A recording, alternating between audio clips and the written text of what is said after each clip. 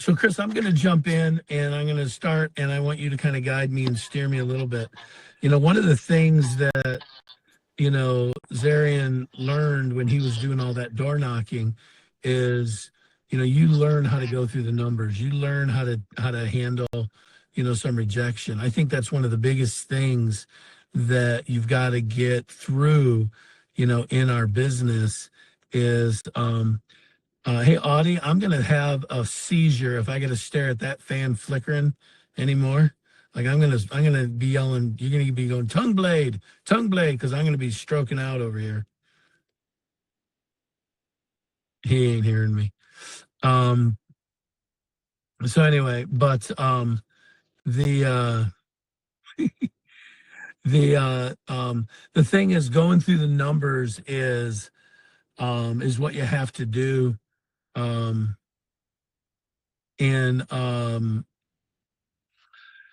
whenever you're door knocking, and just kind of getting used to that. I met a gentleman one day, and he had sold back in the day.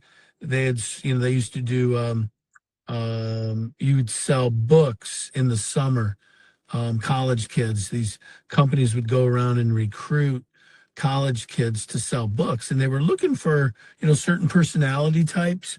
They were looking for people that, um, you know, uh, um, could, kind of had that type of personality that, hey, no big deal. Hey, I can handle a little rejection. I can get through the nose. And then they'd ship them away from home. The guy I knew went to Chicago for the summer, and he lived with two other guys in a host home where the person that owned the host home was actually an insurance, like owned a State Farm agency, right? Because the skill set that you need to learn to door knock is a very similar skill set to what you need to have in any type of sales business. And I remember when he came home and he was talking with his mom. His mom was actually the one that shared the story with me. And she said, well, how did it go? And what did you learn? And he's like, listen, as soon as I learned how to master my territory, everything was fine. And she said, well, what was your territory? Like, where was it? And he said, oh, my territory is the 6 inches between my ears. And as soon as I learned how to handle the negative, and I was talking to Bill Martin, OG, the other day, and I told him, I said, listen, I mean, I'm going to be very honest with you guys. Not everybody can do what we do. I've got friends and relatives that are not built like I am. Like, they can't handle the rejection. I tried to date in high school, so I'm used to taking rejection. I learned it at an early age, but they didn't, and they can't handle the rejection. And so learning how to handle the negative and not let it affect you, not letting the lows get too low, not letting the highs get too high, and staying consistent. And I remember the couple, they were sharp. And I thought, like, they weren't your typical final expense couple. Like, they were in their early 50s, have no idea. They owned a business. And so their income didn't look like much, but they had a lot of money. And they filled out a form that got mailed to them, and they sent it in. I find myself knocking on a, $400,000 door. I'm used to being in trailer parks and in, government subsidized housing. Like I go into a trailer park, I'm like, them's my people. Like, I'm at home here, making sure I don't put my bag on the floor inside of the homes because, I don't want to bring any critters home with me, things like that. And, but I'm in this really nice house, and I get talking to them and I help them. And I remember leaving there going, you know what, that's a sharp couple. And if I wasn't good at this, like, this wouldn't have made sense to them. And it made sense to them, and they bought. And I'm like, so I must be explaining this right. I must be pretty good at it. I'm not great at it yet, but I must be pretty good at it.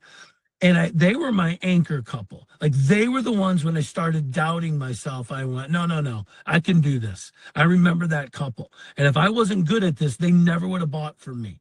And so, you know what? I just got to go through more numbers. And what I realized is that if somebody didn't buy from me, once I got good at this, again, not great, but good, what I realized, if they didn't buy from me, these were the questions I asked myself. Were they sick, broke, dumb, or covered?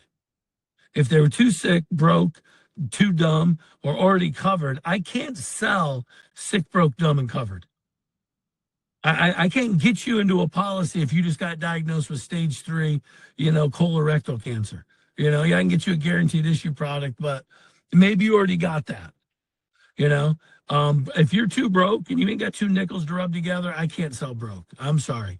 Like, maybe I can help you save some money on your cable so we can free up some money to get you a policy.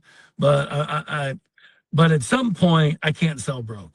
I definitely can't sell dumb. Oh my goodness, great! You run into more dumb than you can shake a stick at.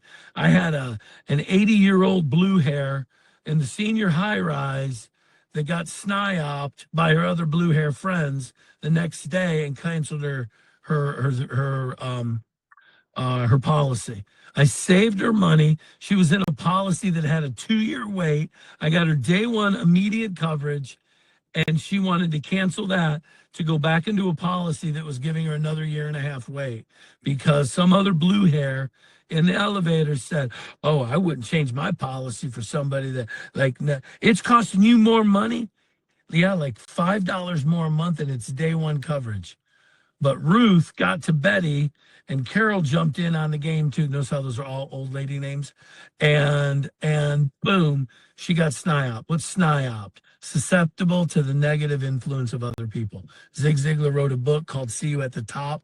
And in that book, he talks about be careful you don't get SNIOPed. Don't be susceptible to the negative influence of other people. Well, Ethel, Mary, Ruth, whatever her name was, she got SNIOPed.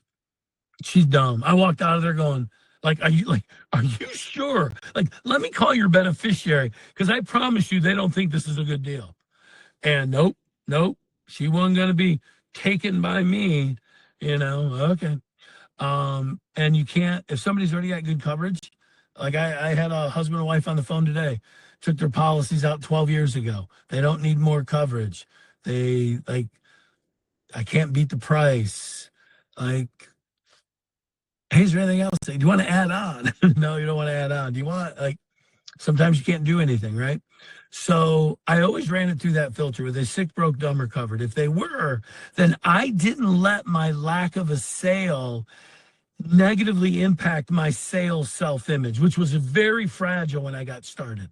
I wasn't sure I was good at this. I wasn't sure I was handling objections right. Thank goodness I had that anchor couple that I eventually got. But every time somebody said no to me, were they sick, broke, dumb, or covered?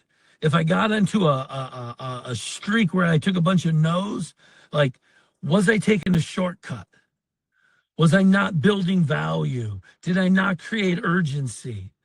What I realized is that when I got good at my presentation, I ran into a lot less cold streaks, and it became very predictable. If I had 5 or 6 no's in a row, I knew I was 3 in a row were waiting for me. I had 3 yeses in a row waiting for me.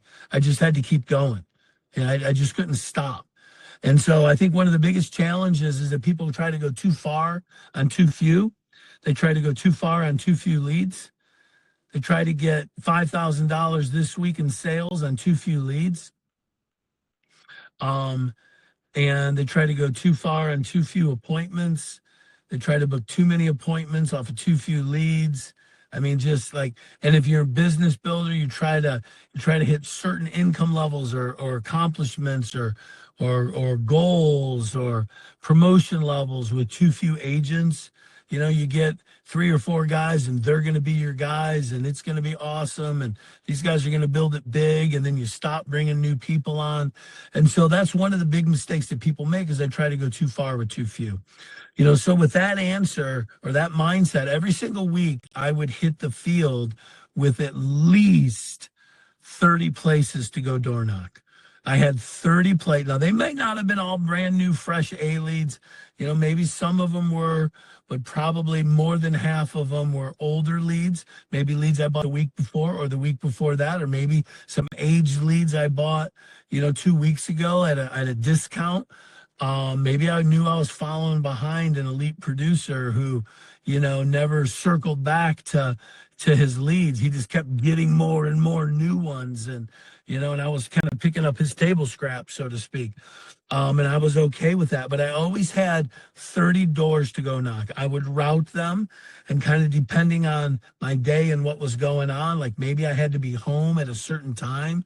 And if I knew I had to be home at a certain time, maybe I started my day and I would drive like an hour and a half to the opposite end of my territory, and I would start working my way back home so that, if I had to be home at 5 o'clock, I knew that I had to get into my last door by 2. And if I was getting into my last door by 2, I was close to home. And so I could wrap up, take 2.5 hours in that home, and boom, I was close to home. I didn't want to get into my last home on the other side of town. And so I was very strategic with how I ran my week. I did not compromise my door knocking time. And I think one of the things that's really important is how you run your schedule. So I'm going to tell you some problems and pitfalls I ran into. I'm going to tell you how I corrected them. I don't care what you do. Figure it out, though.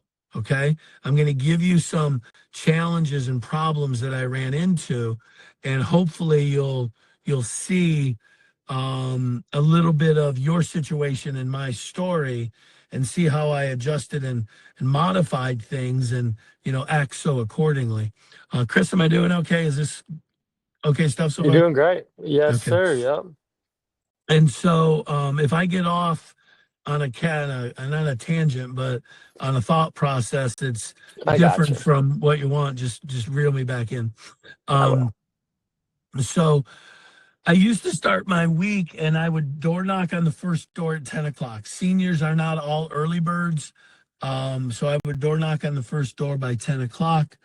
Sometimes I would be maybe driving to my first appointment, if I, or not appointment, but my first door. And if I was a little ways away, maybe I would call 2 or 3 people and find somebody at home, and I would stop off at that house first. But I typically routed them. There's different routing apps and software you can use. I put them in an efficient order.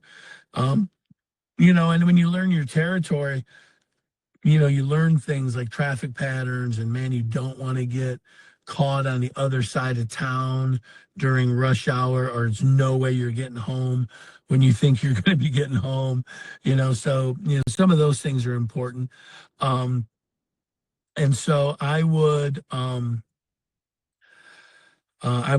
start door knocking. And if it was Monday through Wednesday, I didn't book appointments. I knocked on your door, and we'll go over door knock in a second, but I'd go over, and if I knocked on your door on Monday, Tuesday, or Wednesday, and you were like, oh my goodness, I'm just getting ready. I got a doctor's appointment. One of the things that my mom taught me was, listen, when you go and talk to a senior and they say, well, I can't meet with you on Tuesday because I have a doctor's appointment and I have to go to the store. What they're not saying is that there's more time. They're not saying, like, they know there's more time in the day. What they're saying is they only have so much energy. And their day, all they can fit in is their doctor's appointment and the grocery shopping. And so be sensitive to that, or you're going to be meeting with a bunch of people that are tired, on edge, ornery, and so I respected that, what my mom told me, and I was aware of that. So if I knocked on your door and you're like, oh man, I can't, I'm going to be out the door in a few minutes, going to the doctor's. Listen, can you come by tomorrow? I typically wouldn't. I would typically say, hey, you know what? I'm going to be back in the area on Thursday and Friday. Is before 2 or after 2 good for you, right? 10, 11, 12, 1, 2. There's 4 hours, 2, 3, 4, 5, 6. There's another 4 hours. Is before 2 or after 2 good for you? And they would say, oh, before 2. I might say, if they're my first person on Thursday, I might say, you know what? I'll make you my first stop of the day. I normally do that about 9:30. How's that sound? Yeah, that'll be great. Oh no, no, let's do it at 10. Okay, that's fine. Let's do it at 10. But my appointments were Thursday and Friday. And then, go to the next house and they say, oh, I can't, man, I'm on my way out the door. I got to go help a friend with something, but can we schedule something? I'll say, great, before 2 or after 2. If they say, well, after 2, I say, you know what? I've got Thursday and Friday available. How about I make you my last stop of the day on Thursday? So now I got a first stop of the day scheduled and I got a last stop of the day scheduled. I would sometimes do that during the week. If you wanted to meet with me and I might say, hey, before 2 or after 2, and you'd say after 2, I tell you what, why don't I make you my last stop of the day? Maybe they're close to where I live. How about I make you my last stop of the day on Tuesday? Thinking that's a late date. I usually work late. I'll make them my last stop on the way home. If they keep the appointment, jamming, I'll write the app. If they don't keep the appointment, no problem. Then I'm close to home and I get to go home and eat, But I never schedule something in the middle of the day, Monday, Tuesday, or Wednesday. That was my door knocking time. I had to do my goal on those days was to do 15 approaches a day. Well, what's an approach? An approach is me talking to somebody in an attempt to get a life insurance presentation in front of them. That's an approach. Chris, are you recording this by chance? I am recording it and taking notes that will be distributed to everyone at the end. Okay, cool. So an approach is an attempt to get a presentation in front of somebody. So if I knock on your door and you don't answer, that's not an approach. If I knock on your door and your granddaughter answers and she's 15 years old or 18 years old and I'm there to talk about final expense, that's not an approach. That's a door knock. An approach is an attempt to get a life insurance presentation in front of a candidate. Now with our portfolio products, yes, I could write that 18-year-old on a product, but that 18-year-old probably isn't buying their own life insurance yet. Maybe they are, but I doubt it. So with that being said, 15 approaches a day was the goal. I remember when I was starting out and I was just like, oh man, I busted up my leg. I was on crutches. It was the worst snowfall in Michigan's history, Detroit's history. I'm door knocking final expense leads on crutches. And for the record, seniors are not the first people to rush outside and shovel their snow. I can't drive, so I got my dad or my father-in-law driving me around. I'm thinking, cool, I got the sympathy card here. Like they're going to go, oh, look at him. I better buy life insurance from him. He's doing so bad. Oh, no. Have you ever seen the movie Jaws? They're sitting in the boat in the movie, and they're drinking and getting drunk, and it's Richard Dreyfuss and whoever the other guy was, I forget his name, Peter Strauss or something, and they're drinking and they're getting drunk, and it's like, I got bit by a tiger shark one day, and they're showing the scar. Well, I got bit by a great white, and they roll up their pant leg, or they pull up their shirt, and they're showing their scars from when they got attacked by a shark. When I was in the house with these seniors, you know what they were doing? Oh yeah, your knee? Hey, I got a scar too, and they're showing me the scars from their knee replacements, and dear Lord, hopefully not too many hip replacement scars, but you know what I mean? They're showing me like there was no sympathy. They felt like they had the green light to tell me about all their ailments, and I was just like, oh man, so, and I was struggling. And my wife reminded me, she said, when you started out and you were part-time and you had that best week that you had ever had, I remember on Tuesday, you hadn't made any sales. You hadn't made any sales, and it was the end of the day Tuesday. And I asked you about it, and you just said, you know what? All I can do is what I can control. And I'm just getting my 15 approaches in a day. Everything's going to work out. That's all I'm focusing on is getting my 15 approaches. She goes, and you ended that week with over $12,000 in annualized premium. She said, why don't you go back to just focusing on your approaches and how many you get in a day? And I said, you know what? I kind of forgot and got away from the basics. And so I had a little notepad in my car, and I did one every week. And I broke it into columns. And the first column was door knocking, second column was approaches, third column was presentations, fourth column was applications, and the last column was annualized premium. And I broke it out Monday, Tuesday, Wednesday, Thursday, Friday, Saturday. And I drew lines, and every time I knocked on the door and it wasn't an approach, I made a ticking mark. Every time I did an approach, I made a ticking mark, an application. And what happened was that little sheet that I kept in my car, it spoke to me.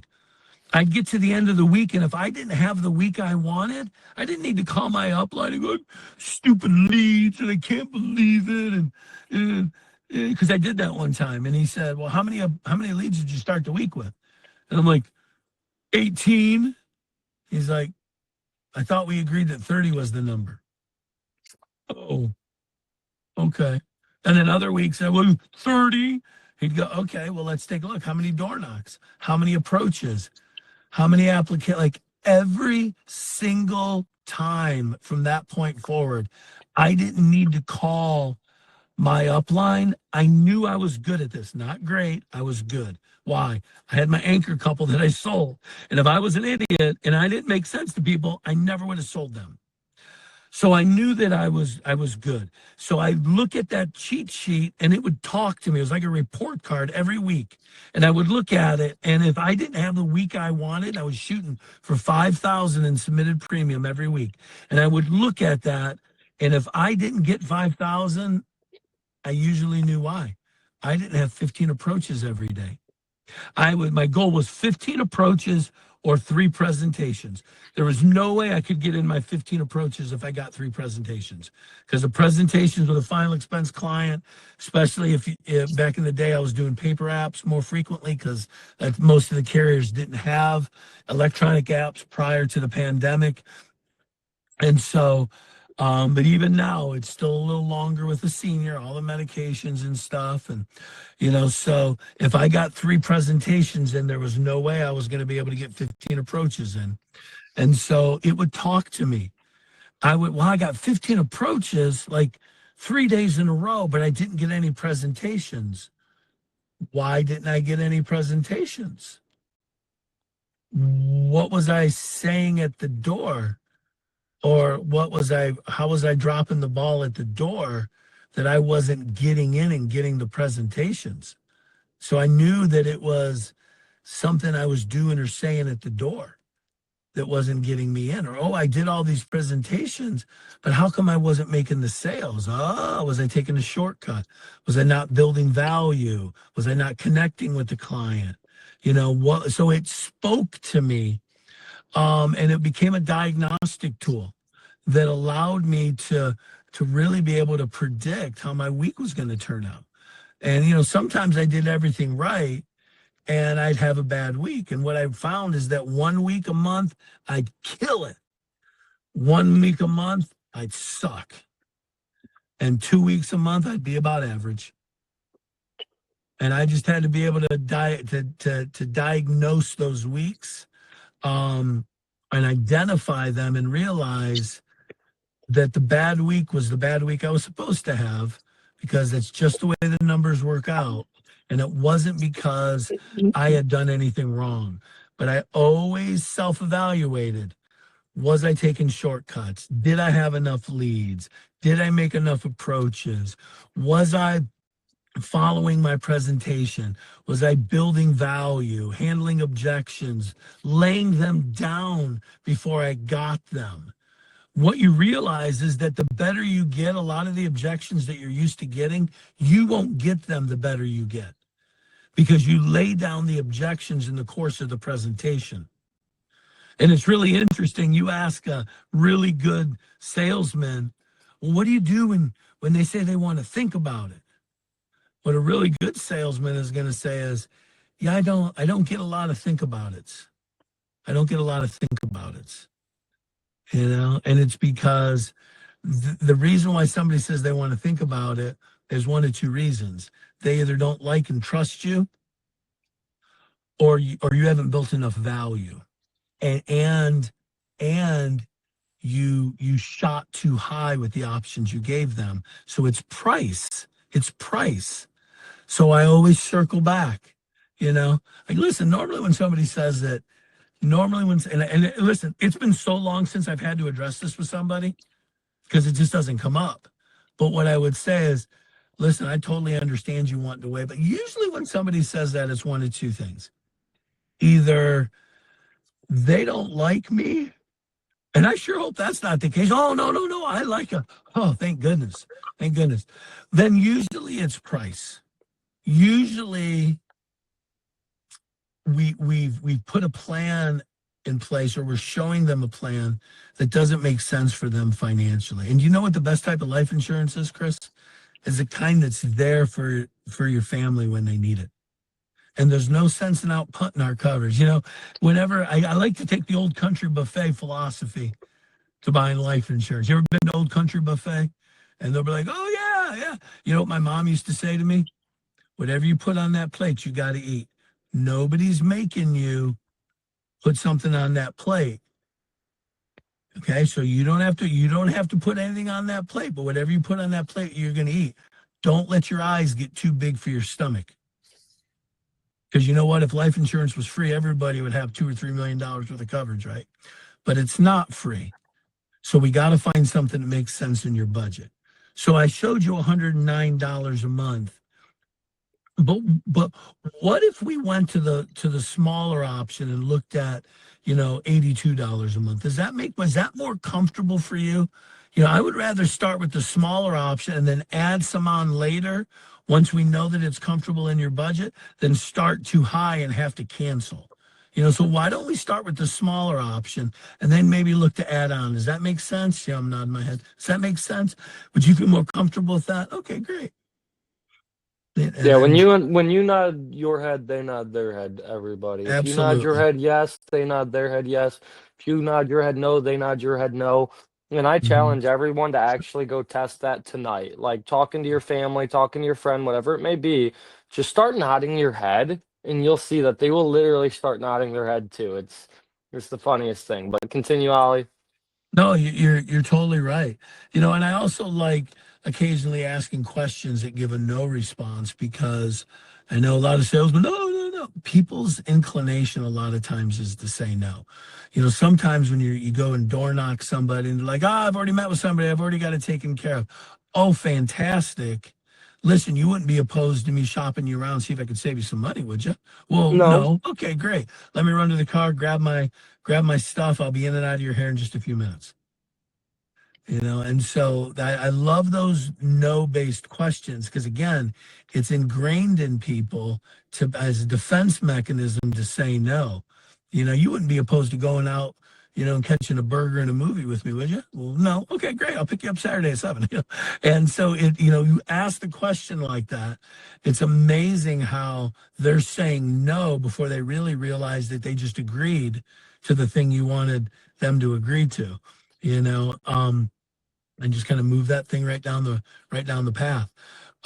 So go ahead. Like, could you kind of move into getting into the door now? I think that's probably the biggest thing people have the most fear around being new to door knocking is, you show up to their door without them expecting you to show up, and then you try getting into the door, getting through into the house. Could you go over your Yeah, approach on that?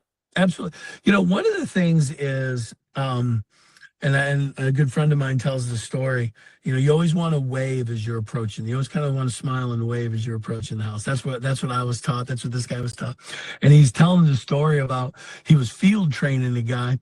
The guy's in the passenger seat, but the seat of his car broke, and so he's laying down, almost reclining. And as they pull up, he pops up and he waves. And but as I come up to the house, especially now, it's a little different animal now with ring cameras and everything like that. But as you approach the house, there's nothing wrong with waving. You know why? If they see you, if they're in the house and they're like, oh man, who is this? Who's coming to the door? And you wave. Oh shoot, he saw us. He waved. You didn't see him. They don't know that.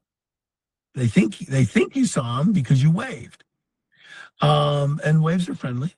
And then when I come up to the door, I usually knock. Now, if there's a Ring camera, like I would knock and then probably follow it up with a doorbell. But when I knock, it's usually somewhat of a friendly knock. It's a little firmer. I want them to hear me. It might be, it doesn't, like, the police don't knock like that. The IRS doesn't knock like that. The person that I remember, the first door I ever saw somebody knock, I drove all the way down to North Carolina like, I knew I could do a presentation. I felt like I could overcome objections. I'd been in sales before, but I'd never gotten into a home. And I drove all the way down to North Carolina to watch a guy knock on a door and get into a trailer. And there's like black garbage bags on the windows of this trailer, and it's out in the middle of nowhere. And I'm like, son of a gun, they're cooking in this place, right? And he goes up and he knocks, and he's like, Miss Jean, are you there? Oops, sorry, I knocked my thing off its filter here. Just, can you see me? There we go. Sorry about that. And my iPad sits on magnetically on a holder. When I knocked on the steering wheel, it fell off. And it's like, Miss Jean, are you in there? And he's like, come on, we're gonna walk around back. I'm like, walk around back. I'm like, they'll never find our bodies out here. Is what I'm thinking. And we go around back, and there's a car around back. There was no car up front, car around back, and he knocks on the door. He's like, Miss Jean, it's Randy. Miss Jean, are you there? And all of a sudden, we see these eyes through a window at the top of the door. And she's like, are you the police? And he goes, no, Miss Jean, I'm not the police. He's like, I'm the local benefits coordinator. And she goes, oh, hold on a minute while I put my face on. And so we're hanging outside for a minute, and all of a sudden the door opens, and she's like, well, come on in, Mr. Randy. And he's like, hey, Miss Jean, this is my friend Ollie. He's just working with me today. And she's like, well, come on in, grab a seat at the table. And it was the cutest little trailer on the inside. And after talking to her, we found out that the black on the windows was because her husband works midnights. And when he gets up to go to the bathroom, if he sees light, he's going to wake him up, and he ain't going to be able to get back to sleep. So they got all the windows blacked out with garbage bags or blankets or whatever. So, he can fall back to sleep after he wakes up to go to the bathroom. And so we're sitting there, and doggone it if he didn't write a policy on this lady. And I'm like, son of a gun. And then we go to the next house, and he gets in there, and he writes another policy. And by 12 o'clock, the dude made $2,500. I'm like, holy shoot, sign me up. Sign me up for this. And that's all I needed. And I turned around and I drove home. And so one of the big things is you've got to look respectable. I recommend a collared shirt. You got to remember, if you're door knocking seniors, you're door knocking people that, they're going to look at the way you're dressed. You can't go there and, gym shorts and They're gonna look at your tattoos and any ear piercings for the dudes and nose piercings for the ladies. They're old people. If you've got facial hair, make sure it's trimmed up and it looks nice. You don't want to look like you're, a 14-year-old trying to grow your first, peach fuzz mustache or something. And yeah, you want it. I mean, you want to look respectable. And again, I would always wear just a golf shirt, or a shirt with, a pullover, something like this. And then, I rarely, if ever, wore jeans. I would usually wear, some other pair of slacks, but I'd rarely wear jeans. I think in the summertime you can pull off shorts like on a really hot day. I also think if if like I was already like old, right? I didn't need to dress up. I didn't need to look more professional. I'm already professional, you know. So I didn't need to dress up. Like I can get away with stuff that you can't get away with when it comes to looking professional. Okay. Now, when it comes to looking cool, y'all can get away with stuff I can't get away with. But when it comes to looking professional, right? And so I would say make sure you look professional. Make sure that you and listen, but you got the cute granddaughter, the cute grandson card playing for you. Like, oh, you remember me, my grandson. Oh, thank you so much. Sign right here, right? And so, but I'd go up. I would look good. I would have my license in a lanyard around my neck. Nobody ever looked at it, but it looked official. I had my business cards tucked behind it. If I knock on your door Monday, Tuesday, Wednesday, you can't meet with me. Guess what you're not getting from me? My phone number, my business card. Why? If you schedule an appointment with me last stop of the day on Thursday, first stop of the day on Thursday or Friday, like if we book that, I'm not giving you my phone number. Why? Because then, when you wake up a little late, oh, that stupid insurance guy. Get his card and call him and tell him you don't feel well. Screw that. I'm knocking on your door and I'm not calling to confirm. I'm knocking on your door because when I'm there, it's going to be really hard for you to shoo me away. And when I'm there and you're like, oh, now's not a good time. Listen, I totally understand. Listen, I'm going to run to my car. I'm going to grab my stuff. I'll be in and out of your hair in no time at all. Like, give me the excuse. Luke, unmute and give me an excuse. Like, just give me an excuse. I'll give you one I literally got yesterday. She said, I'm not feeling well. Her friend came to the door and she's like, she's not feeling well. Oh, man, listen, I totally understand. I tell you what, I promise I'm going to run to my car. I'm going to grab my stuff. I'll be in and out of your hair in no time flat. And I'm turning and walking to my car. Yeah. If you're going to refuse me, you're going to refuse me on the return trip. Now, when I come back, I'm not carrying a file cabinet. Hey, wait, briefcases. Oliver, do you Yeah. mind if I add something super quick? Yeah, go ahead. So I like what you said about you turned and went to your car, because I think that's super important. Like when you assume it assuming for them is like crucial, especially in door knocking. You have to be assumptive. Like Yeah. when you ask to come in, you have to assume they're gonna let you in. Like start moving toward the door like you're going to go in. Yeah. Like that's a super key thing. Yeah, I love, there's in sales, there's something called the assumptive sale, right? And you just kind of lead them and just assume this is next step. And the same thing at the door. One of the big things at the door, I started going, I would travel to the door very light. I'm not carrying, a bag. I'm not carrying, anything big. Like I might have a clipboard.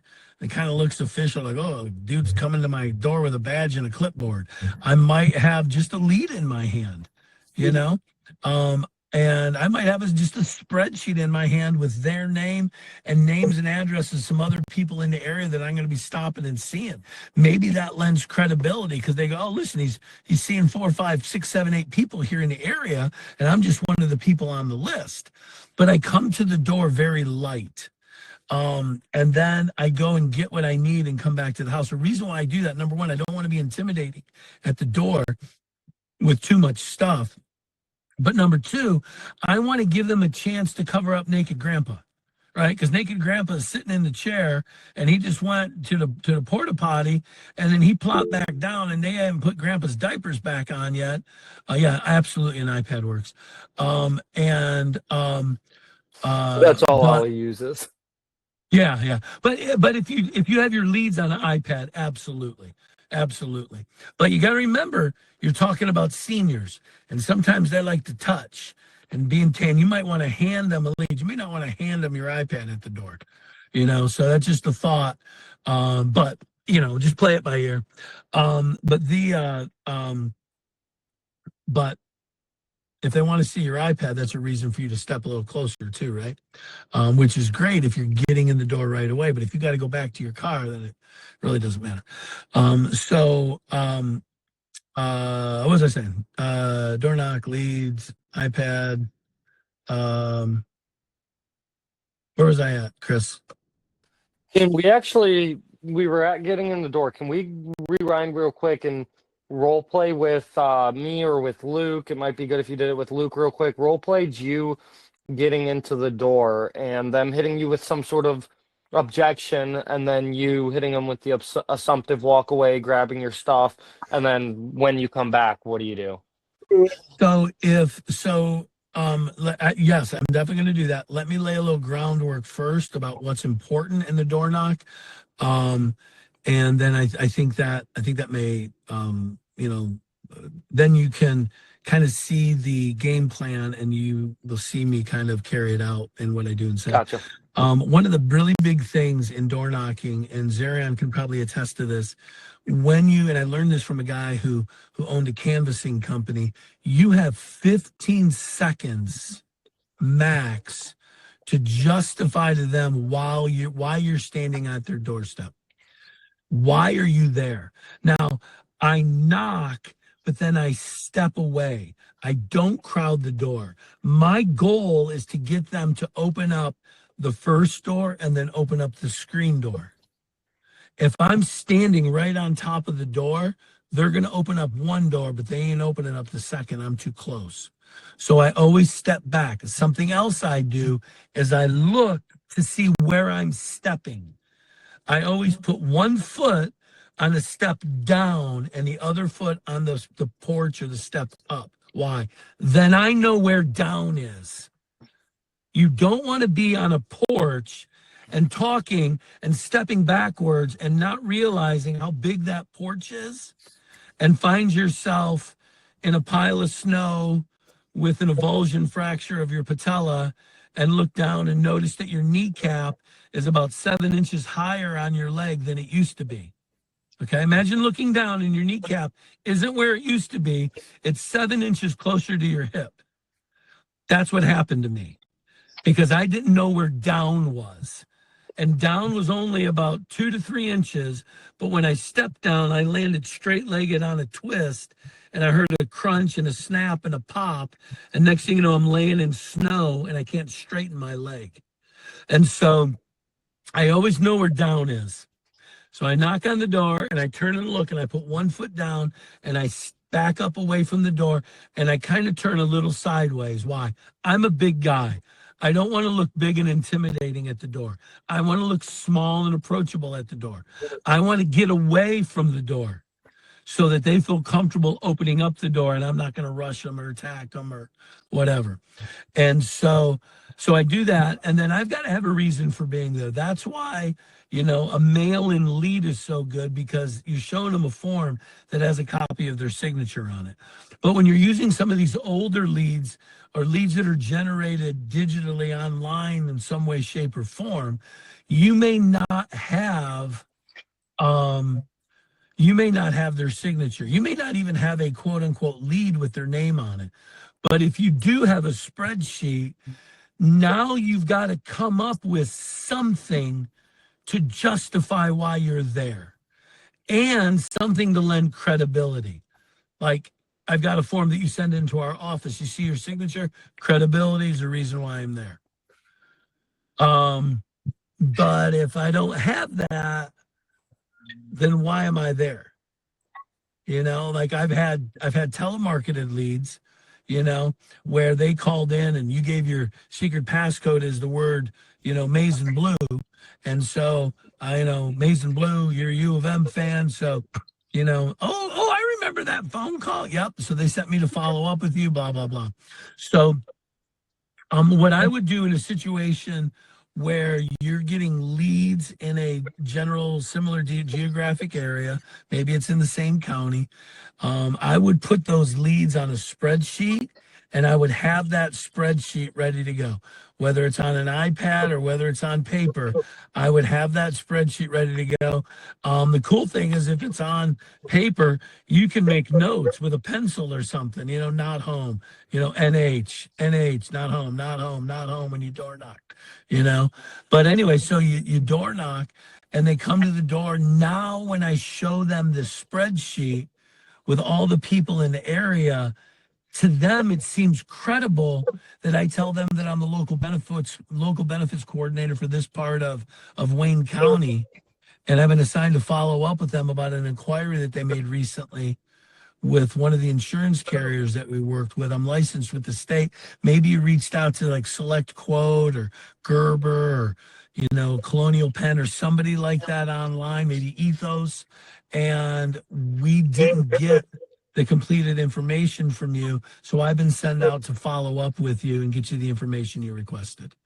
And I think now you've lent credibility because they hear the name Select Quote or Ethos or Gerber. They see names and addresses of, people in the geographical area, similar cities or something locally.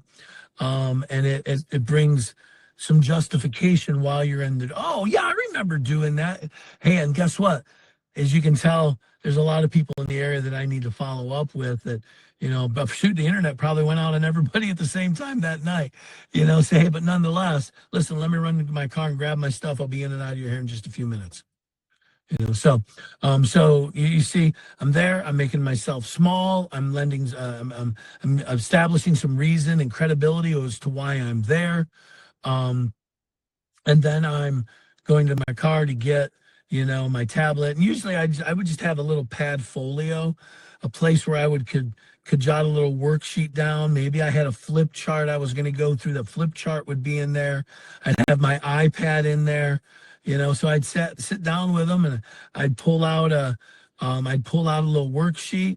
I'd pull out my flip chart and I'd go through my flip chart and then start filling out my worksheet. The only reason why I like to have a worksheet separate from my iPad is because when I'm filling out the information on the worksheet, maybe writing down their medications and doing some of this other stuff, it's hard for me to flip screens when I'm, typing in their name and address on an application. I got to flip back a screen and flip back and keep flipping. But if I wrote it on a piece of paper, I'd have it. Now, I can always snap a picture of that or scan that piece of paper and make it part of the file I have on them in my CRM, but maybe it starts with a tangible piece of paper. So with that, who's going to be my door person, Chris? Hey, Ollie, let me do it real quick.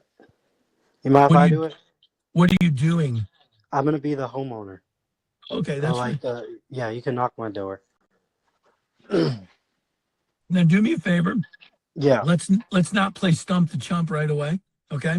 Right. Give me a little bit of normal pushback if you want. Yeah. But this is my thing. My thing is I'm trying 3 times to get in, and I'm gonna stop right before you tell me to F off. Okay? Like I'm gonna try 3 times, and on the 3rd try, if I ain't getting in, then I'm saying, I tell you what, I see I kind of caught you at a bad time. Why don't I do this? Why don't I put you on the back burner? And the next time I'm in the area, if I have some extra time, how about I swing by and touch base with you then? Would there be a phone number that would be better for me to call before I come and try to schedule something with you? And I'm backing out before they tell me to F off and I burn the lead. Does that make sense? Yeah. And I never want, listen, I've had people get confrontational with me. Every single time I did it, I was field training somebody too. It was nuts. It was crazy. And sometimes you can't avoid running into odd people. But other times, like I had to kind of, somebody bows up on me. I have a tendency to want to bow up back. Like, for every action, there's equal and opposite reaction. You kind of tell me to F off, like I'm wanting to tell you to F off back, and I had to kind of realize I wasn't there to win a battle. This wasn't why I was there. Take the high road. Who knows what was going on in their world? Who knows what's happening? I mean, I talked with my dental hygienist today, and she shared a story with me about her husband that just got diagnosed with stage 3 colorectal cancer, and he found out he went in for his colonoscopy in the morning, and that afternoon they had the viewing for his dad at the funeral home. And everybody was like, "Hey, how are you guys?" And it's like, "Oh, we're doing okay." And granted, they were mourning the passing of his dad, but do you think they had a little something on their mind? You never know. You never know what's happened behind that door before you knocked on it. So be a little compassionate in that regard and realize they don't know you. And if they're saying no to you or if they're rude to you, they're not being rude to you. They don't know you. If they knew you, they would probably like you. They're just having a moment, and let them have that moment and be respectful and, move on to the next lead. Just say next. That's why you have a lot of leads. Ollie, I actually like that you said that too. That's another big thing is for calming down people who are just like in a bad mood.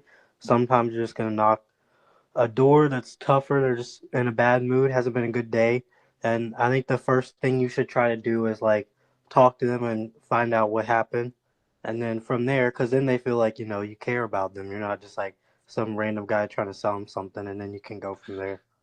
The guy that field trained me was the one of the owners at North American Senior Benefits, and his name's Craig Harvey.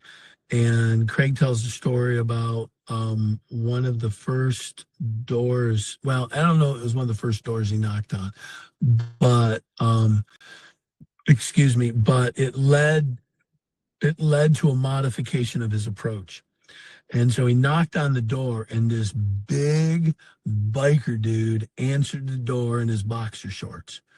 And he's like, "Who in the hell is knocking on my door?" Boom, it opens up the door.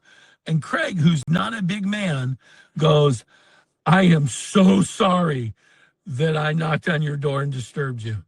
And he's like, "Oh, man, don't be sorry. What's going on?" And he realized that when he apologized, it disarmed people. And so that's how he would start all of his door knocks. Knock, knock, knock, come to the door. "Hey, Miss Betty, I'm so sorry to disturb you, but you had sent this card into our office recently looking for some information about the state regulated benefits that we help with. I'm the local coordinator for this part of Monroe County, and I've been assigned to follow up with you. You got a few minutes? Great. I'm going to run to the car, grab my book. I'll be in and out of your hair in a few minutes." Even if they say, "Well, no, I'm kind of busy." "Oh, fantastic. I'm busy too. Listen, let me run to the car, grab my stuff. I'll be in and out of your hair in just a few minutes." So, okay. So with that, Zarian, let me go ahead and knock on the door. Knock, knock, knock. Sorry. All right, you ready? All right. Hey, what's going on, man? Hey, Zarian. Hey, I am, my name's Ollie. I'm the local benefits coordinator for this part of Monroe County, and I'm licensed with the state. You had, and I've been assigned to follow, and I'm showing you like the spreadsheet, and I've been assigned to follow up with the people in this area that didn't get the information that they were looking for. I guess you were probably online recently with, I don't know, maybe Select Quote or Ethos or somebody like that, and the files never got completed. And so it's my job just to follow up the people that have incomplete files. And so do you have a few minutes for me to get you this information that you're looking for? Yeah, I think my wife had mentioned that. You might want to talk to her about it. Oh, fantastic. Is she in right now? She's about to be home in a few minutes. She Okay. should be. Well, okay. Are you expecting her in like in the next 10, 15? Yeah, she's on the way Okay. home.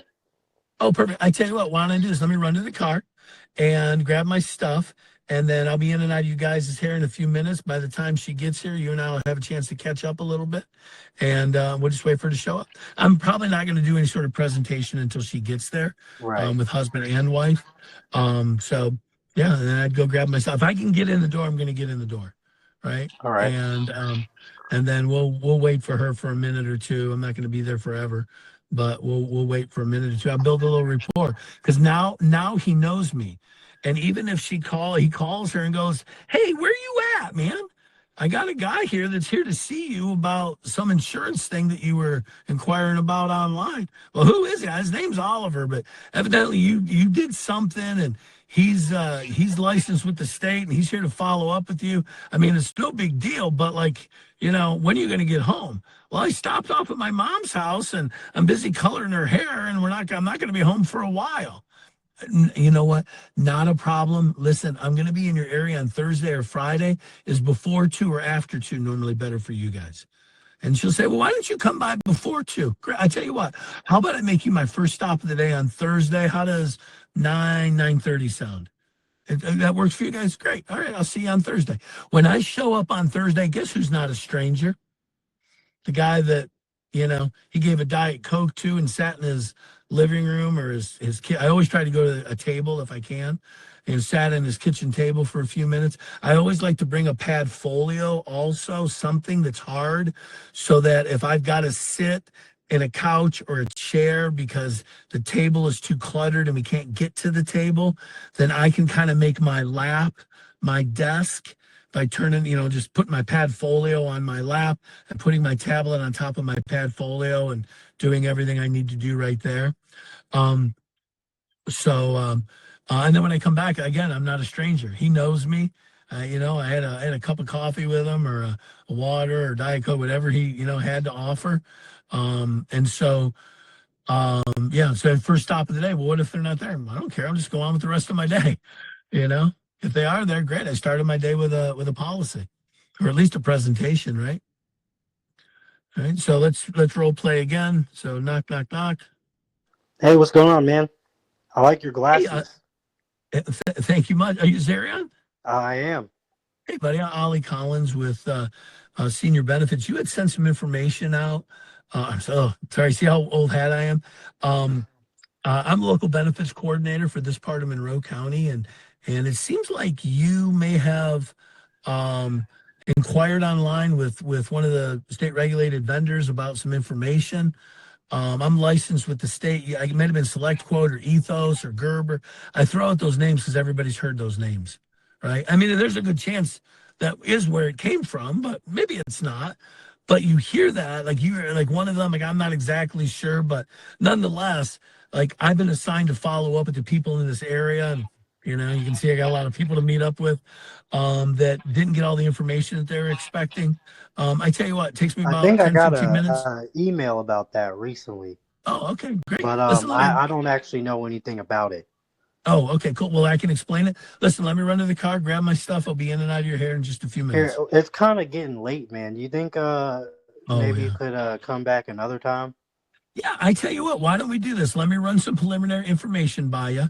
And if it makes sense and we need to schedule a longer sit down, I'll be glad to do that. But let me run to the car and grab the stuff. I'll be in and out of your hair in just a few minutes. Here, why don't you come back later? Because, we're about to sit down for dinner. So is there maybe a better day that you could come by? Well, listen, as before, see, I'm not pressing him now because I'm about one more push away from him telling me to F off, right? And so then I'm just going to say, yeah, listen, is before 2 or after 2 normally good for you? I can do after 2. Is there a Mrs. Zarion too? There is a Mrs. Zarian. Okay, good. So I'll make sure that I bring some extra information. So I've got something for her also. And you said after 2, is that right? Yep, after 2 would work best for me. I tell you what, you know what? Why don't I make you my last stop of the day? Usually this time of the year, it's about 7:30. Why don't I make you my last stop of the day on Thursday? Here, why don't we try like 4? 4 on Thursday? Yeah, that would work best. Okay, and Mrs. Zarian will be home too. She should be, yeah. Okay, let me check real quick. You know what? I can do 4:30. How's 4:30 sound? That works. And this is about the email I got. Well, I'm not exactly sure the email you got, but they probably did send you a follow-up email if you were inquiring about some stuff online. So yeah, we can go over all that on Thursday. Listen, the dude doesn't want to meet with me. I'm not going to hash this out on the doorstep with him. right? If he keeps asking me questions, I'll say, listen, if you want to chat about it, I can come in right now, but I think you got dinner getting cold, so why don't you run in and wrap up dinner with the family, and then we can go over all of this on Thursday at 4:30 when I see you. Yeah, Sound that'll good? work. Okay, great. See you then. And I understand the inquisitiveness, but I'm not going to. Now, what I may do, like he might say, listen, my wife's gonna have dinner ready in about 10 minutes, and I don't want to interrupt dinner. So can you come back on Thursday? Absolutely. Before 2 or after 2. Why don't we shoot for after 2? Why about 4:30? 4:30 sounds great. I tell you what, let me ask you a couple of quick questions. So I can have a little preliminary homework done before we get together, and it'll speed things up when we get together. So real quick, I've got your birth date on here. Are you a smoker or a non-smoker? Okay. And what's your height and weight? Are you on any prescription medication? Okay. What conditions those prescriptions treat? And I try to get a big picture idea on their health. And I'll say, and if he's chatty, if he's like, oh yeah, I'm on this and I'm that, and he's chatting me up, then I'm going to go, great, okay. Any other medications? You jumping out of good airplanes on the weekends or anything crazy like that? Okay, good. Not racing motorcycles anymore, right? All right, awesome. And what about your wife? What medications is she on? I don't have her date of birth here. What's her date of birth? What's her name? Okay, good. And I'll gather the information. And then I'm going to say, well, I tell you what, I really look forward to seeing you on Thursday. I'm going to do some homework. I'll be able to show you what I came up with. Now they want to meet with me on Thursday. Why? Because I've set the stage. They're curious about what they're going to qualify for. They're curious about what I'm going to come up with when I do my homework. And I'm going to be able to share that with them and show them when we get together on Thursday. So a much higher chance that they're going to keep that appointment on Thursday because I gathered all that information. And it will allow me to do a little homework. I'll throw that all into Integrity Connect, and I'll look at and I'll come up with some options, jot them down, and I'll be able to do the presentation and then have numbers ready to roll and roll right into an application. Chris, any questions, buddy? No, I think that was very good. One thing that I'll ask, and then I think we can open it up for anyone else questions unless you're out of time. Can you just go over that intro one time pretty slowly for everyone to write down? Yeah, and I probably freelance and change it a little bit, and it's just I'm comfortable. And the thing is, when you're not afraid of the question, when you know the answers to the questions, you're not afraid of the questions.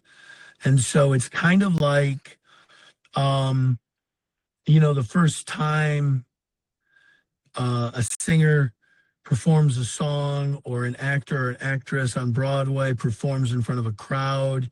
They're busy trying to remember all of the lines, all of the words to the songs. They're not really worried about connecting with the audience. After enough rehearsals, after enough performances, I promise you, their brain sometimes has gone somewhere else, but their mouth is still moving and they're still going through, and they probably catch themselves and they go, oh shoot, and their consciousness goes, pay attention, you ding dong. Thank goodness it's so ingrained in your subconscious that your mouth is moving and you're saying the right things, but like, pay attention. When a performer is singing a song and they've done it so many times, after a while, now they're worried about, how do I connect with the audience?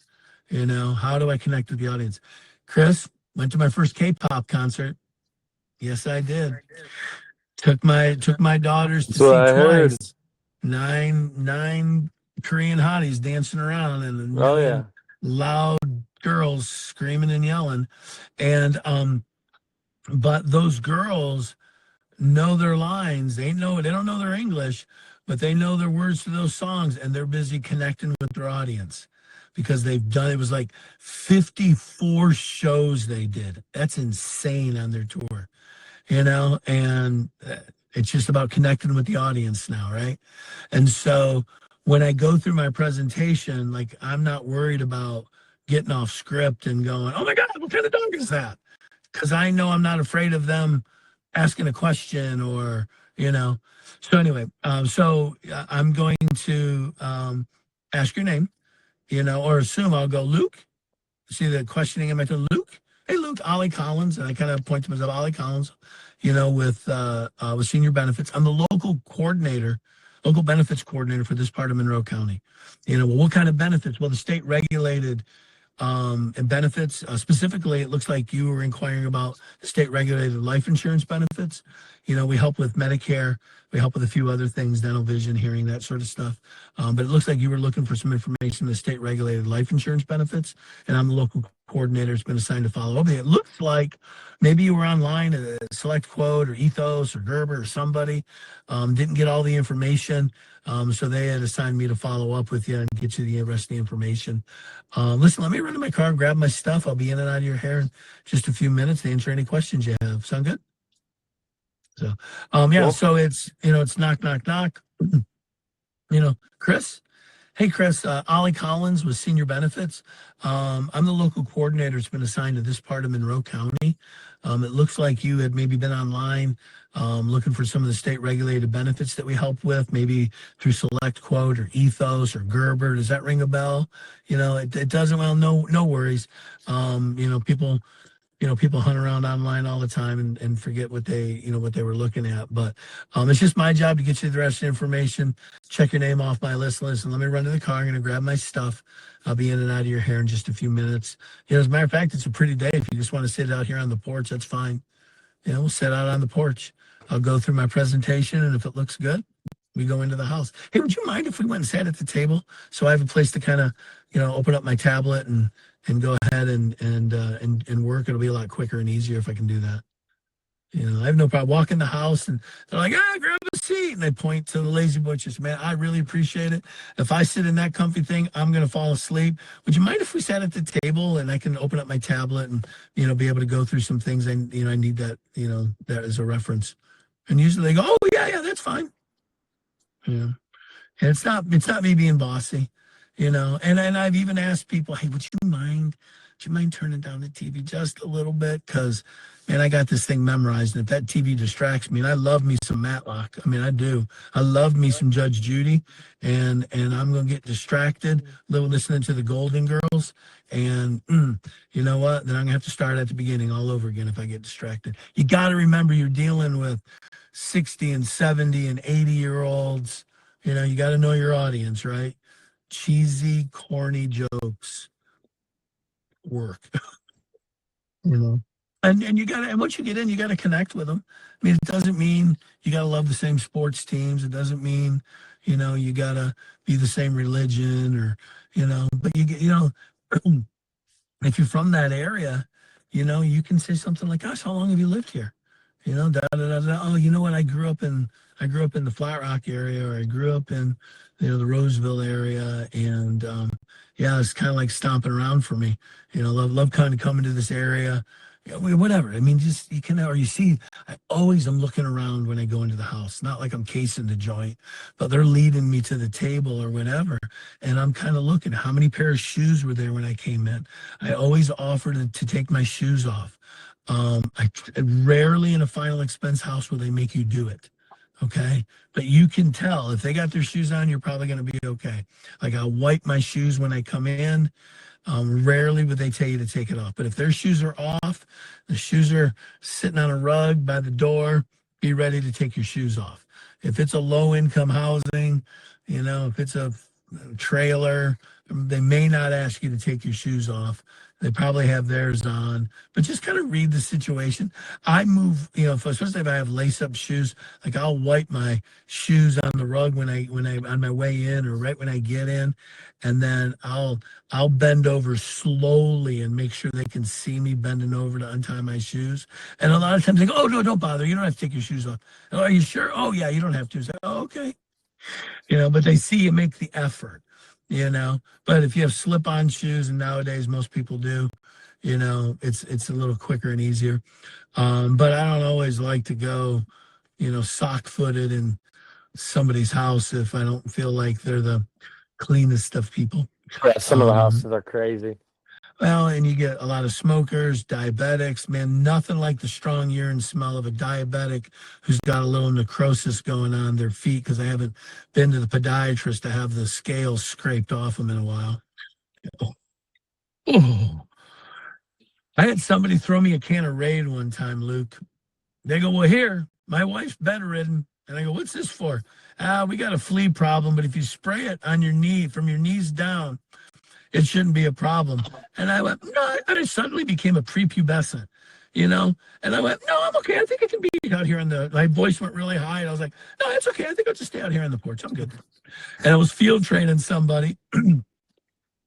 And I turned and looked, and he was already back at the car. Like, ain't no freaking way he was going in that house.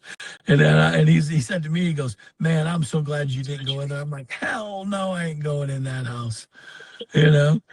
And he's like, my wife's bedridden. I'm like, oh, okay. And he's like, yeah. He goes, I even have a hard time. One time I tried to get out of bed, and she fell on me, and our neighbor heard me yelling for help. I'm like, well, that's a good thing you left the screens open. But anyway, so then I try to get to the table. And do you guys use a flip chart or anything? Not really, no. I mean, we have the flip chart from Equus, but it's not something we're using. I was gonna ask actually real quick, Ollie. Do you use the flip chart when you're in the house? Like, is that kind of what you go to? I don't use their flip chart. I'll be honest with you. It's really, really detailed. It's like more information than I feel like is needed. I have a flip chart. I haven't used it in the longest time. I can definitely update it. Chris, I'll send it over to you. I'll send a link over to you. One of the first things in the flip chart, is I have a picture of my license. I might have a picture of multiple licenses and a list of all the states I'm licensed in. Well, why that? Because it lends credibility to who I am. Here's my state license. Here's my address. Goodness gracious, they just don't hand these things out to anybody. I mean, I had to take a class. I had to take a test and pass it. I had to get fingerprinted, background check on me. And you know what? And that's good because they want to make sure that anybody that goes out to work with the public, but especially with our seniors, that they've been checked out and vetted and that there's no shenanigans going on in their background. Seniors like that word, shenanigans, and when you say that, they laugh. They go, so all these states, they realize that they prove that I ain't got any shenanigans in my background, and they laugh. And then you flip the page. Here's a little bit about me. Here's my family. Here's my wife and kids. Here's a picture of me and my significant other. Here's a picture of me and my dog. I knew this one single guy that was like, here's a picture of me and my dog. And you see this lady right here?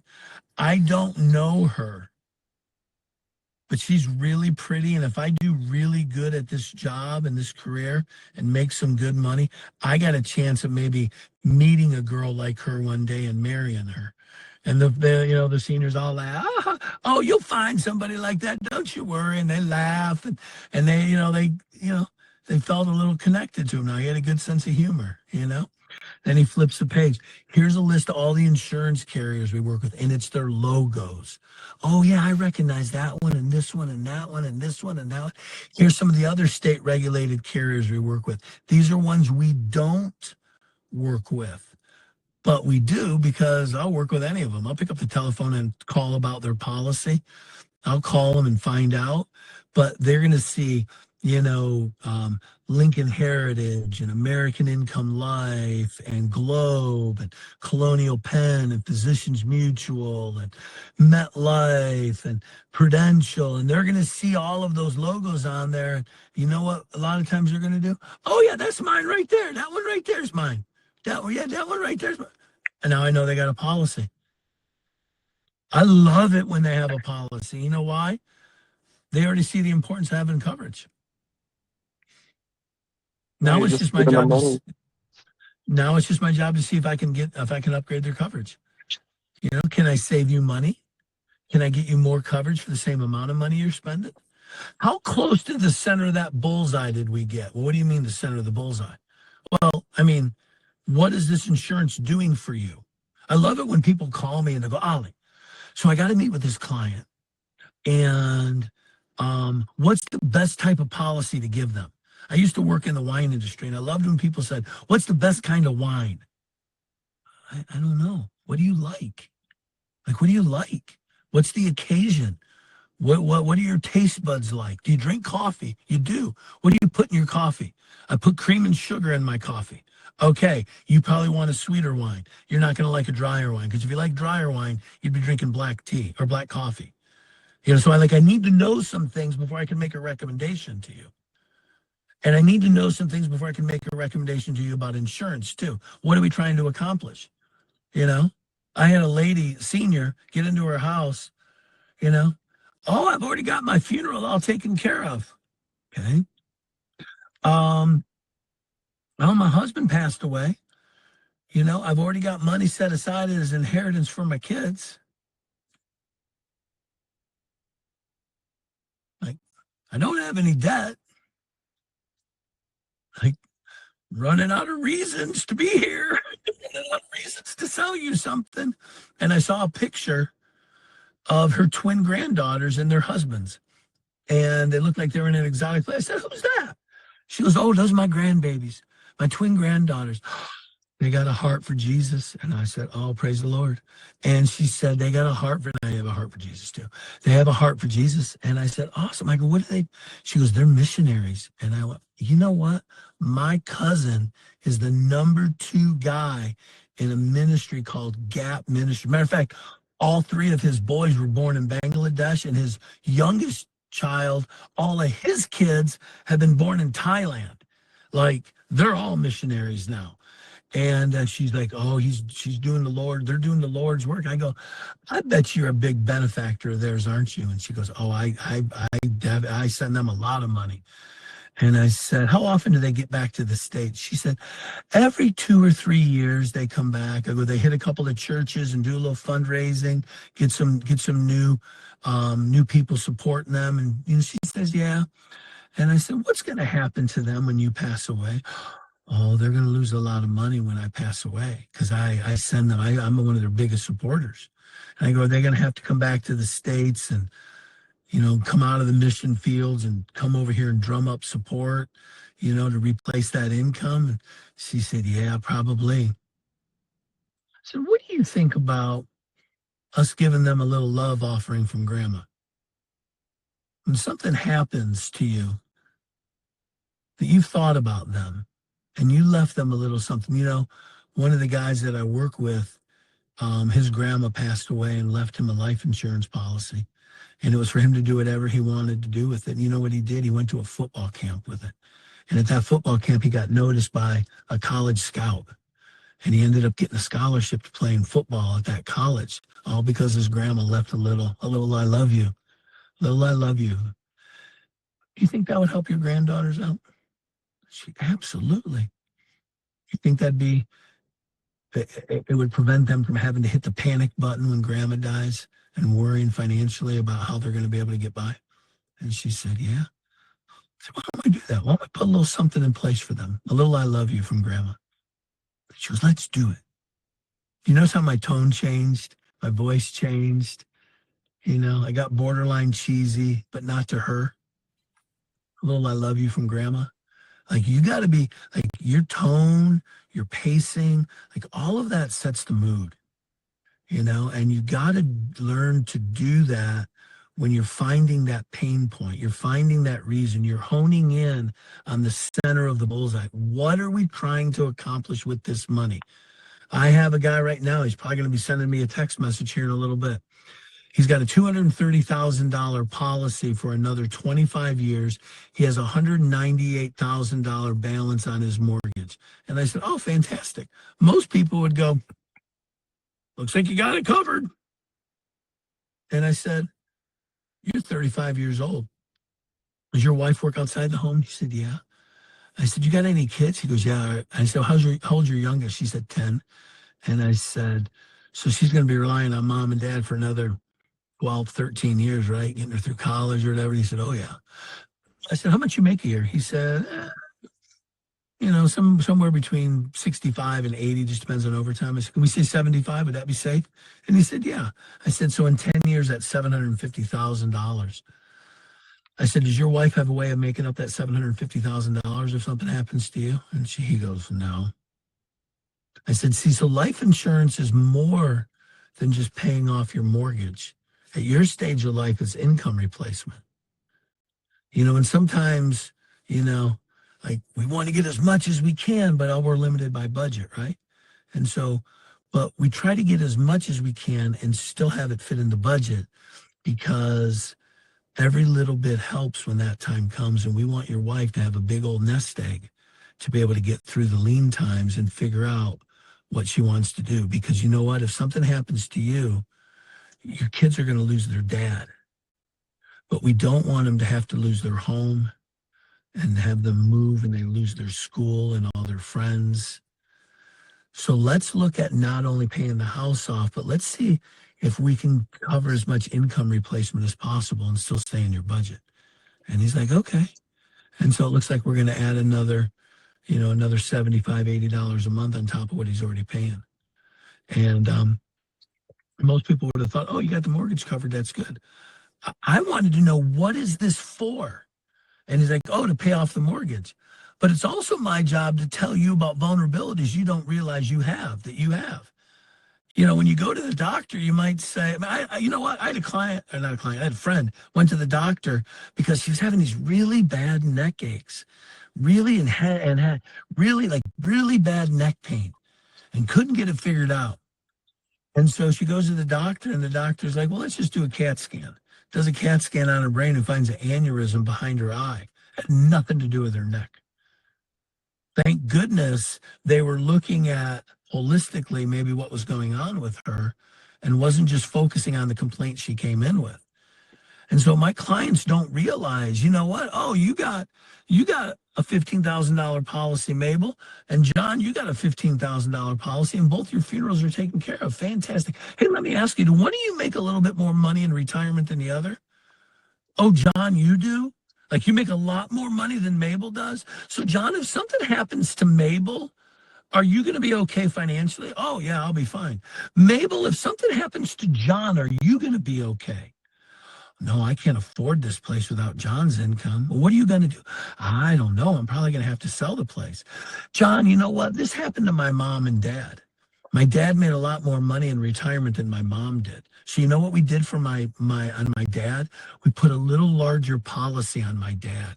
So if he died first, and he did, my mom was able to have a nest egg. My mom was able to have a slush fund. She got a new furnace. She re-roofed the house. She put a deck on the front steps with smaller steps so she could get in and out. She put a chairlift in the house, all because my dad was able to provide a little nest egg. Now, was it all the money he wanted to leave? No. I mean, our last name's not Rockefeller or Trump or Kennedy, but it was what he could do, and man, did it come in handy for my mom. So why don't we look at, with your budget, maybe skewing the money a little bit more towards a policy on John, so that Mabel, you'll have a nest egg if something happens to John. Does that sound like a good idea? See me nodding? Yeah, it does. Okay, great. And then you always write the policy on the healthier one first. You got it? Always the healthier one first. Why? You write the other one that's not healthy, they get an instant decline. Well, if this isn't good enough for John, then it's not good enough for me. Forget it.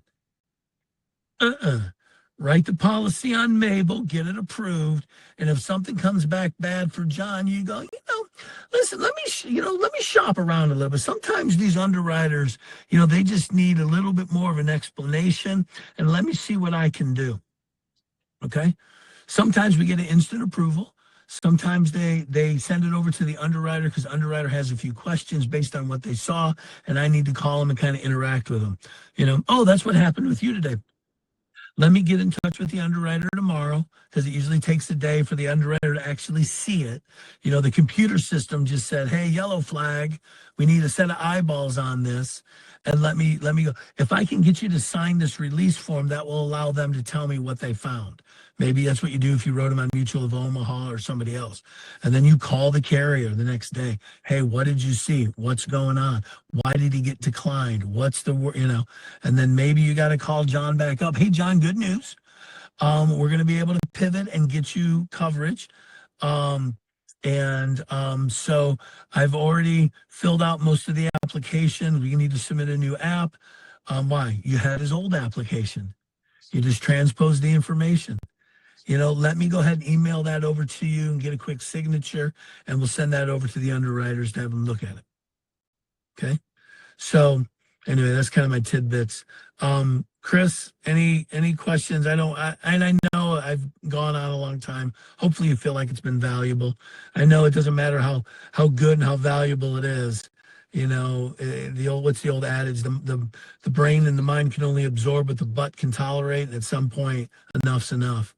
So, Chris. Yeah, I think you covered everything, man. I appreciate it. I don't have any questions. I had some check boxes and you checked everything off the list. So, appreciate it. Does anyone else have any last questions? No, I wanted to say thank you, Ollie. That was it was very valuable.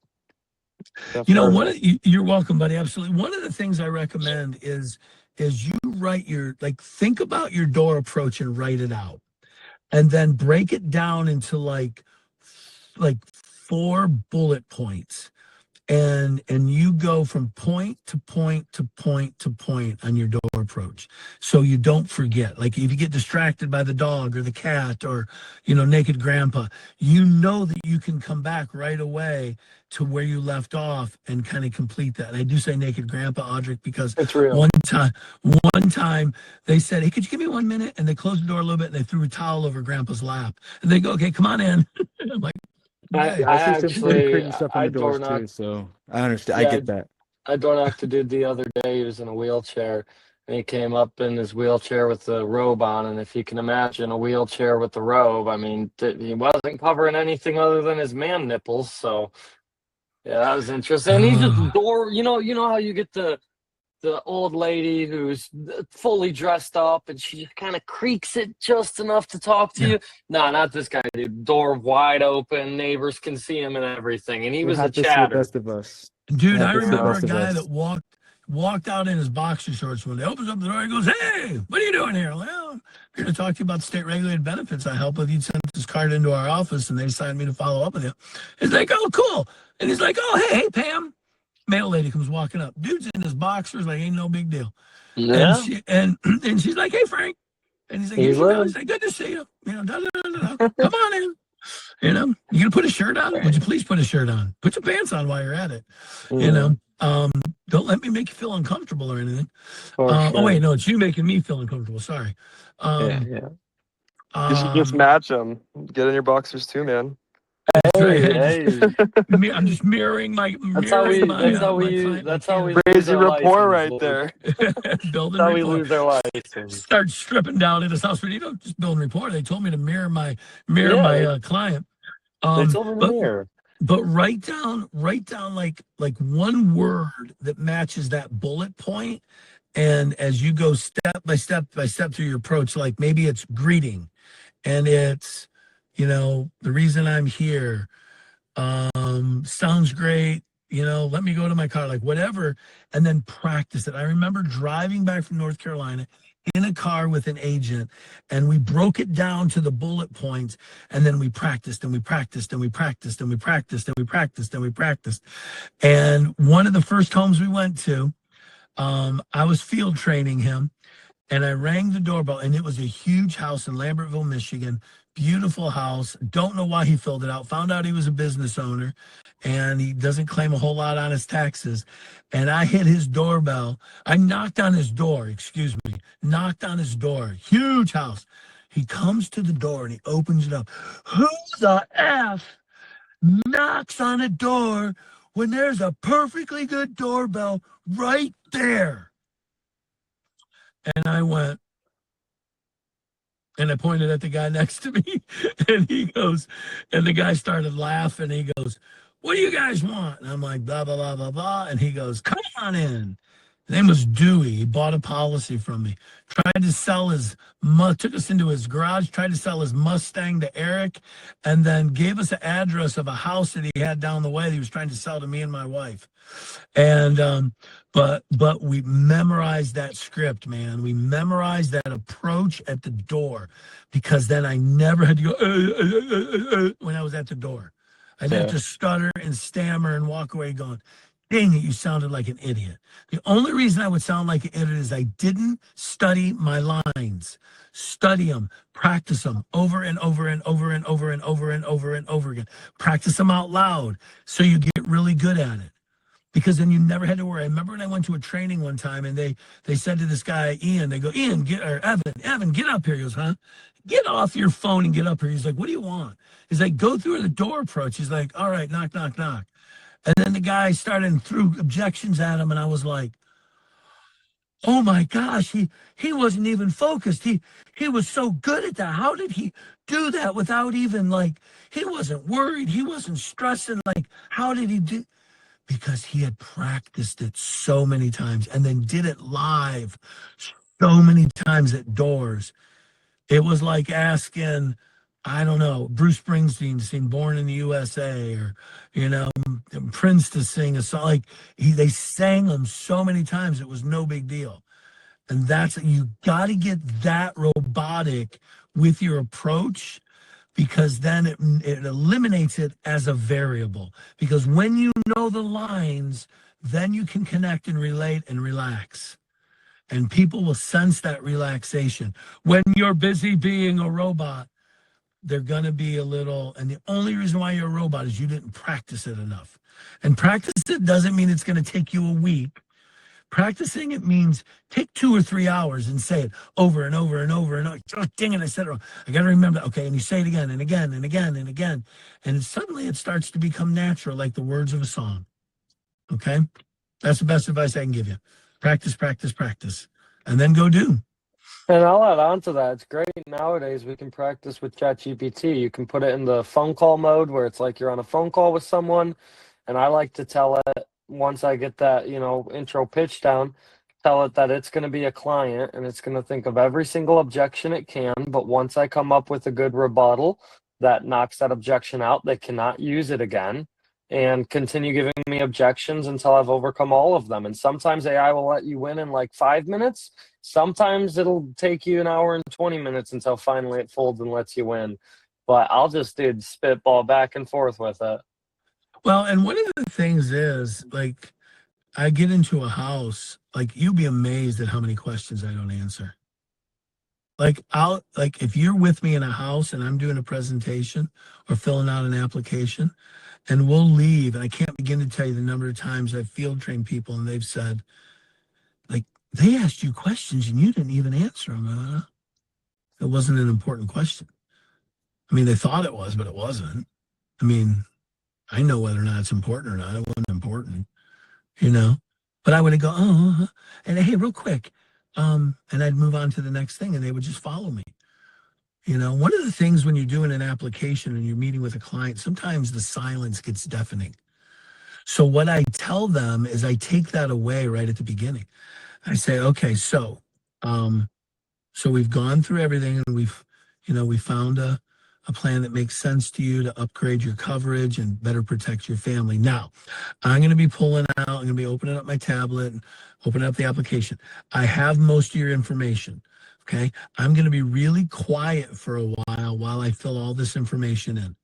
This is a great time if you need to return that phone call or go on that potty break. This is a great time to do that, because it's going to take me a few minutes to fill all this stuff out. Or maybe I'm doing that when I'm doing the underwriting. It's going to take me a few minutes to figure out, to shop you around and find out exactly precisely which carrier I'd like to go with that would be the best fit for you. So this is I don't want you to think I'm ignoring you. I'm just going to kind of put my head down like the Nutty Professor and be filing through things and looking at websites and typing things in. And I don't want you to think. And sometimes they go, oh, great, I got to make that phone call. I've had people go, I got to walk the dog. I got to cut the grass. I got to finish dinner.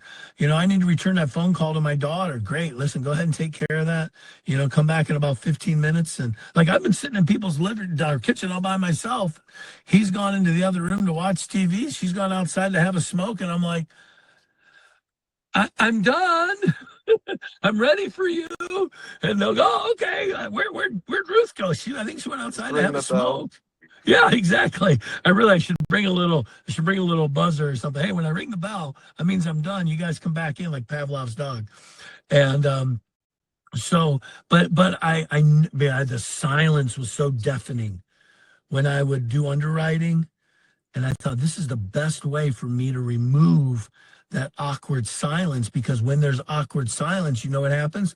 The client starts thinking. When the client starts thinking, the client starts asking questions. I don't want the client thinking. I don't want the client asking questions. I want the client to follow my lead. So if you're going to sit there, then I'm going to be asking you questions while I'm underwriting. Like I might say, so how long have you golfed? You played any good courses? And I'm going to let you talk. Tell me your best golf story. And I'm 3/4 listening to it while I'm doing underwriting. Hey, listen, I can hear you. I don't want you to think I'm being rude. I'm just checking on some things while you tell me your story. Oh yeah, that's fine. And they're going to keep talking, but they're talking about things I want them to talk about, which are not insurance things. They're talking about their hobbies, their family, a common interest we have, how long they've lived in the area. Hey, you used to work at McCall Steel. Did you have one of those pension things, or did they give you one of those 401ks? Oh yeah, pension. Okay, great. Oh, now the pension was done when you retired, and you had one of those 401ks. Okay, great. Note to self, when I come back to deliver the policy, or wrap up here today, ask them if they want to look at any safe money options for their 401k. Maybe they didn't do anything with it. It's still sitting there at the employer, And so I kind of steer things like, hey, you got all them grandbabies, maybe we're going to talk about, coverage on the grandbabies. And I'll share a couple of stories with them that'll impact grandma and grandpa and make them go, oh. And you know how you get stories? You borrow stories from other producers for a while. With this one guy that I work with, this one guy that was one of my managers, he was telling me a story about, when his dad died, they put a little larger policy on his dad than his mom. So his mom would have a nest egg. And you know what that policy did for his family? It allowed his mom to put a roof on the house. Like, you borrow other people's stories for a while until you have enough of your own. Stories sell. It is amazing when you story sell people, how they follow you. So, okay. All right. I talk too much. I love it, Ollie. Thank you, dude. Okay, buddy. Listen, if you're ever in a house and put me and Chris on a 3-way chat, Chris, please give him my number. Send me a message. Hey, this is Luke, and I'll put you in my phone, and text me when you're in a house and say, hey, listen, I just got into a house. I may need a call, and then if you need something, just say, hey, who's available? And I'll say, call me. And you then just call me and then give me the rundown. Hey, Ollie, put me on speaker. Hey, Ollie, I got you on speakerphone. And I'm sitting here with Miss Mabel. She's 68 years old. She's got a policy with American Income Life. It's only for $10,000. She's looking for a policy to cover her funeral and burial. She wants to be buried. She's already picked out her plot, but hasn't paid for anything. And she's looking for a good plan, the policy that'll be there for her daughter when she passes. Her daughter's going to be her benefit, whatever you got to say.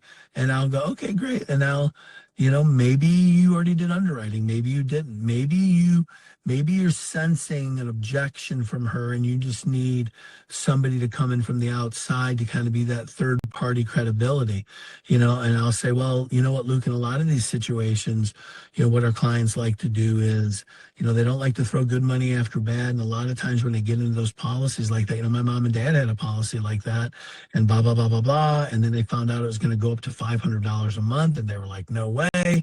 And so, what, sometimes you just got to know when to cut your losses and go ahead and lock in something that's always going to be there. So what most of our clients like to do is this.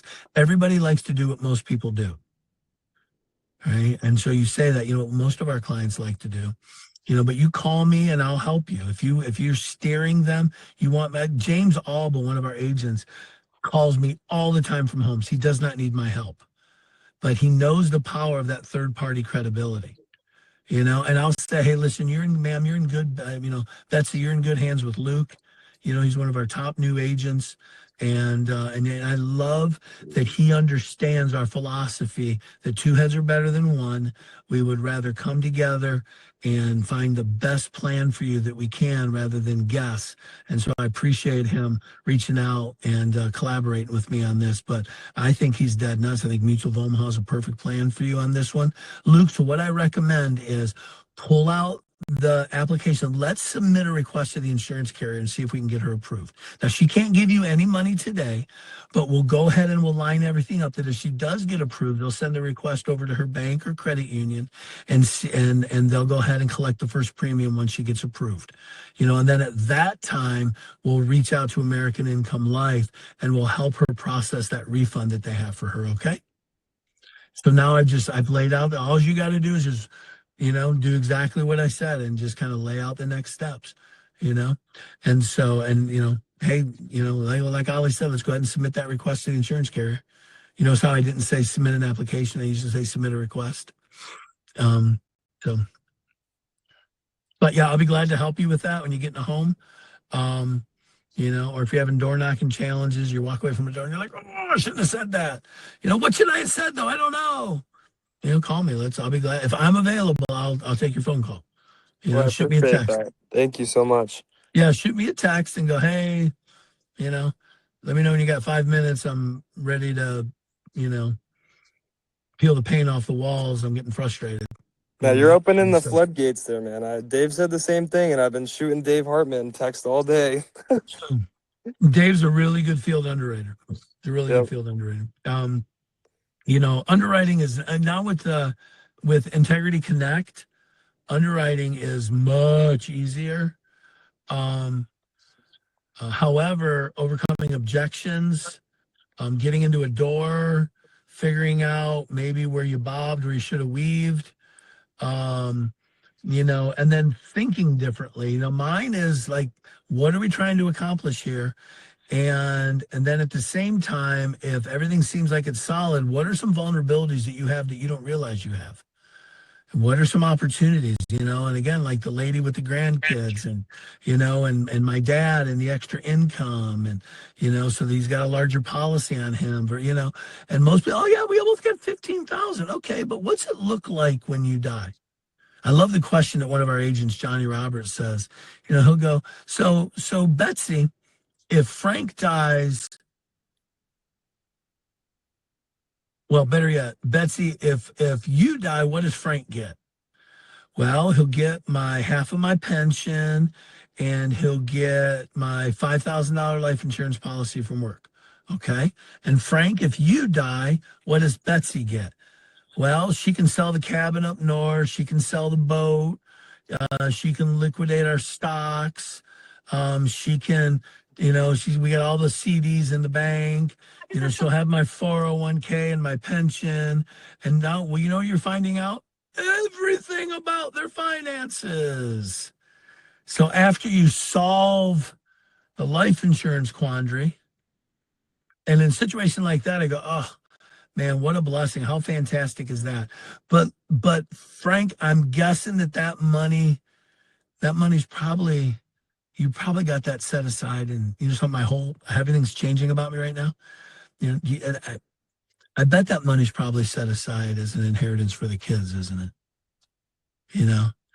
Probably, to have all that money saved, to work as hard as you did all those years, to have the mortgage paid off, like what a blessing to be able to leave that to your kids, to leave them a little something, man, that's some impact money they're going to have. And so now really all Betsy needs is a little nest egg, so she doesn't have to drain all of those funds and that inheritance for the kids. And we can put a plan in place so that she has that nest egg, so that she's going to be okay, and so that you're going to leave that to the kids. Oh yeah, I got my retirement policy from Ford. I got $300,000 coming to me from Ford, or 90 now, or whatever. Oh, and I owe it. I will assign that if they haven't. I will assign it. Oh, you're probably going to leave that to the kids, right? Yep. Gonna leave that to, oh, what a blessing, man. That's awesome that you have that. Because now we got to cover funeral and burial. We got to cover a little nest egg for mama. But if I go, 90,000, that covers everything.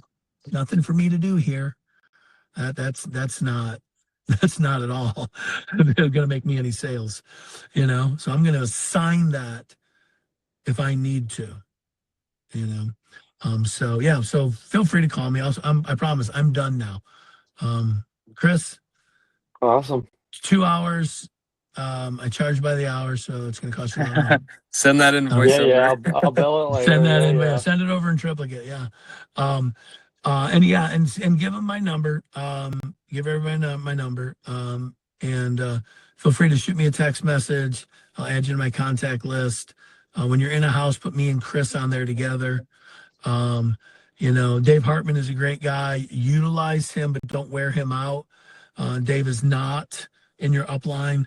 And so we always like to kind of respect the kind gestures of people that are giving, but we also understand that we don't want to wear them out. I've had people that have taken advantage of people's kindness, and we don't ever want a kindness to become an expectation.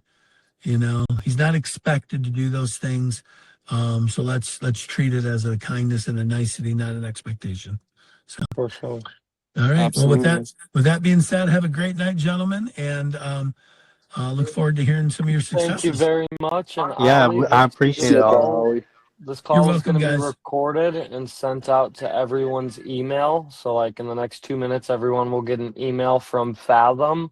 So Ollie, if you wanted to share this with anyone else in the future, save it. And, you can always share this with other new agents who are going to do some door knocking, and everyone else go back and listen to it. Oh man, I love that, because what it does, guys, is it's speeding up your learning curve. It's speeding up the curve of the people you train.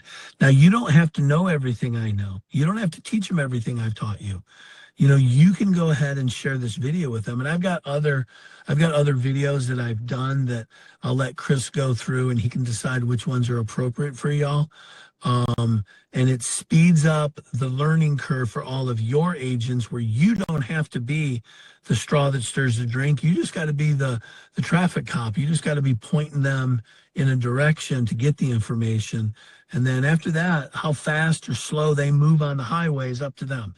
You've given them all the resources they need, and it's up to them to decide their pace. So I love that, Chris. So, all right, guys, have a great night. Nice talking to you. All right. Thanks All for your right, time, take Ollie. care, Ollie. I appreciate it. Thank you so much. You're welcome.